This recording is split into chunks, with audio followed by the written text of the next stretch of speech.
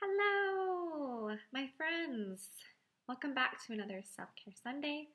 Again, my name is Molly. I'm an adult services librarian of Ada Community Libraries, and I'm so happy to be back here with you today talking about all things self-care, which we have found to be really important in these crazy times.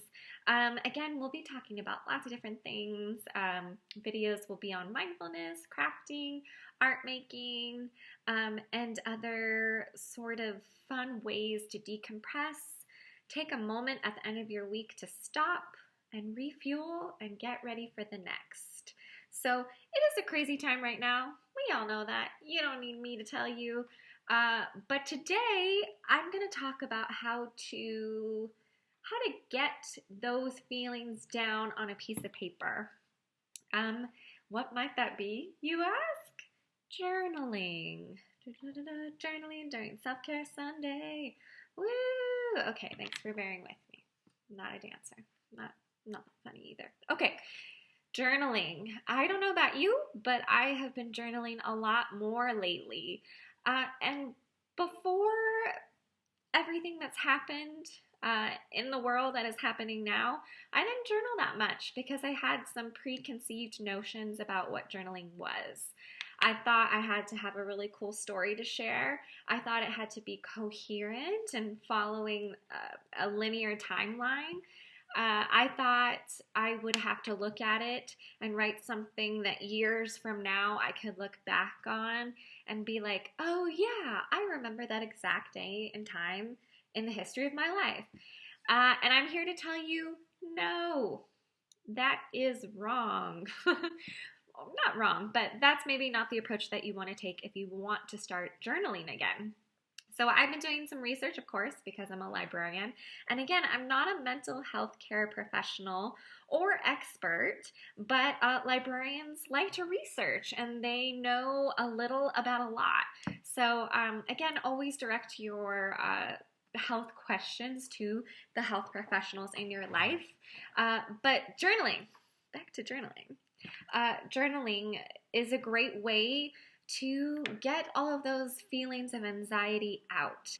I was just looking at an article from the University of Rochester Medical Center, and there's lots of benefits that they've laid out all about journaling. So it helps us manage anxiety, reduce stress, cope with depression. It can also help us analyze our moods, trying to see what kind of feelings or fears day to day, what is that doing to our overall health? It can also help us identify behaviors or coping mechanisms that maybe aren't working for us right now. So when journaling, I think it's really awesome to rely on simple bullets. You may have heard of bullet journaling. That was a really hip trend a few years ago. And even now, currently, I feel like there's a resurgence. You can simply write down bullet points of your emotions. Sad, angry, overwhelmed. You can also just write little sentences, brief summaries of how you're doing during the day. It does not have to be long. It does not have to be a grand epic novel that will, last for legacies. Really, it's just for you. Writing every day is hard. I've tried to make a habit of it, and medical experts do recommend to journal every day, just to keep it as a habit, a good habit that we can kind of set in our daily routine. So to write every day, you've got to be inspired, right? So the main part of this video, the main theme will be, how do you stay inspired to write every day? So I have, again, been going on something called the Isolation Journals. It's a Facebook group and a website, and it's actually a newsletter that you can sign up with your email address, and they are amazing creative writing prompts. The woman who founded it actually was in treatment for leukemia, and she was in her bed for a lot of her 20s. So basically, she wanted to do a small creative act every day just to stay grounded and hopeful and connected to those around her. So, what she does is she sends out these amazing prompts each day. Another prompt is describe a hard time and how you got through it. Is there anything that you would tell your self back then? What piece of advice would you give yourself to get through it? Another prompt is talk about your self care. What are you doing right now? What helps you to stay sane, to stay happy?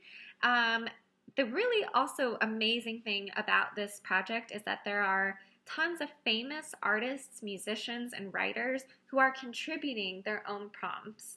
So people like Elizabeth Gilbert, Ann Patchett, Maggie Rogers, if you listen to her music, amazing people who are also really finding solace in this practice. Another place to get some amazing inspiration is, of course, from writers who are writing every day about this time. And we are lucky enough to have a wonderful community poet, local community poet and writer, Catie Young, here to tell us how she stays committed to her writing practice, how she does it every day, and how to stay inspired. Cool. Cool. Okay, so hello, Catie. You are a poet, is that right? Yeah, I'm a poet, and I think I'm leaning toward calling myself a writer these days because I sort of split my life between poems and essays. But yeah, poet, I think, deep in my heart. Like, what's the feeling that you get when you journal for those of for our viewers at home who may be like, wow, I don't even know, I can't even imagine writing right now. Sure. I mean, I think maybe to answer part of the something that our mutual friend Gracie showed me, but it's this thing, and they've had them. It's so strange during this COVID crisis because a lot of stuff has been coming up about the 1918 flu, and I recently saw an article. I don't know if you saw it about sort of the importance of journaling and cataloging during this time, and I saw a photo of a journal that, like, a page from this 5-year journal that I like looked exactly like what I had, but it was from 1918, like that sort of time period. But what it is it's like a page, and it has 5 sections, and so it's one day. For this whole journal, it's like a year's worth of pages. So it says like April 22nd, and then it has a space for 5 different years. And so that was a really good place for me to go because it's a pretty small space, but you write just like a line or two about what happened that day or whatever, however you want to use it. But it was a great place for me to start because it just allowed me to do that just at the end of the day as I was going to bed, kind of like shut down my mind. That was a good way for me to kind of just have a habit created. But as far as like what it feels like when I'm journaling, I think definitely kind of meditative, definitely sort of stream of consciousness. I'm not usually trying to go anywhere with it. Um, do you have any other tips for people to start journaling or even writing during this time?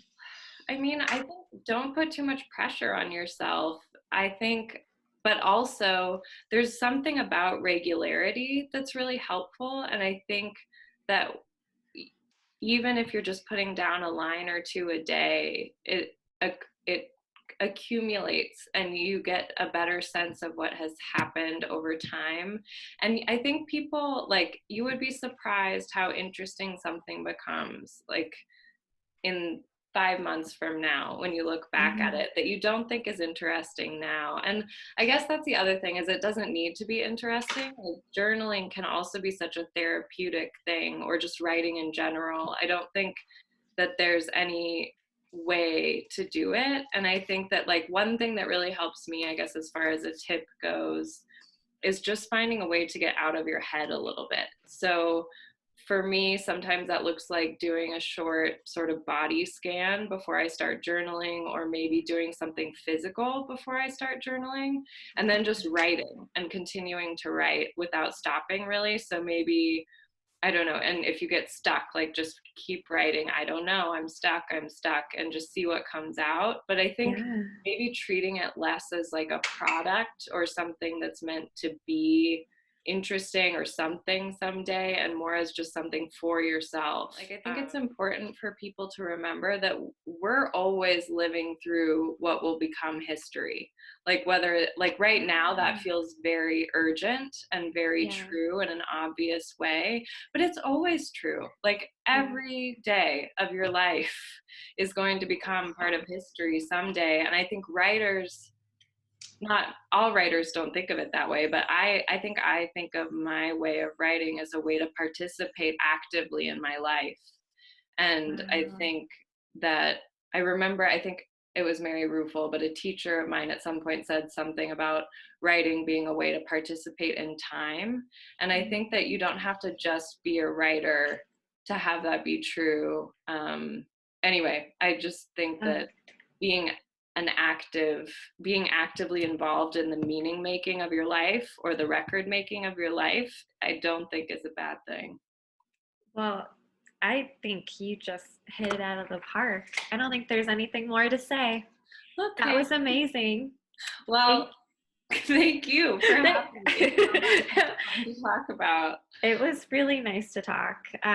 Thank you so much. And I guess if anybody has questions, is there any way that they can follow your work or follow you or Totally. Yeah. I mean, I have a website that gets updated pretty regularly. It's clyoung.info with new work and stuff. I have an Instagram, cool? and people can find it. It's really annoying to look up. It has multiple underscores in it and my initials, but if they really want to find it, I'm sure they could find it. But yeah, those are the best ways. And I'm sure if anybody has questions about journaling, they can message me or whatever. I'm not an expert, okay? I'm just a writer.